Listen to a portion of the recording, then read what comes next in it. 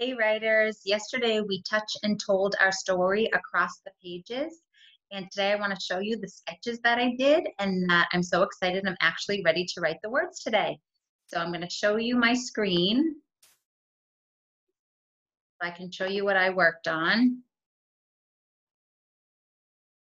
And now you may have already done your sketches yesterday across the pages, or maybe you didn't, and that's okay. So I'm going to show you that I did do my sketches and I'm going to walk you through writing the words.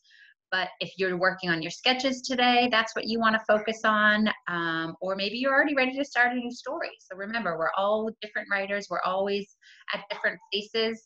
So here's my story. Remember on this page, I was talking about when my daughter Kyle yelled, "Mom, look, a baby turtle." And I remember, hey, Harrison. Hi. Harrison's working on a similar story too. So we had, I remembered that we learned a lot about speech bubbles this year and how we can bring our characters to life by thinking about what they're saying. So here's my daughter Kyle, and I labeled that. And then I said, "Mom, look, a baby turtle." And on this page, I was going to write about when we created the little house for the turtle and some of the things that we included inside the home for turd or turt. So I already did my labeling so that when I get to the words in the story, it might be a little bit easier for me. So I have rocks, sticks, grass, spinach, which I'll include in the story because my husband Chris thought putting some spinach in there might be a good idea to feed the turtle. I have my bucket, and then turd or turt. Somebody looks like they edited that for me, but remember my daughter was calling it turt for short for turtle, and my son was calling it turd, so I included both of those. And then on this page was when Kyle said, "Mom, can we keep the turtle?"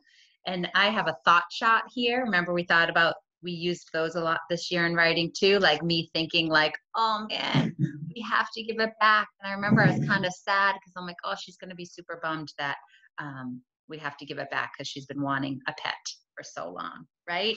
So just see how I did that? I told my story across the pages. I sketched across the pages, and now the writing's going to come so much easier because I have the picture for me to look at, and I already told my story out loud. So to get myself started, I think I'm going to use Kyle talking to get my story started, because I know that's one way that good writers can start a story is by including somebody speaking, right? So I'm going to say, "Mom, look, a baby turtle." And I'm using my exclamation points to show that Kyle was like super excited. So when my reader reads this part, they'll read it with a lot of excitement.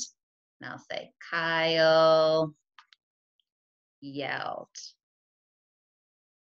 right?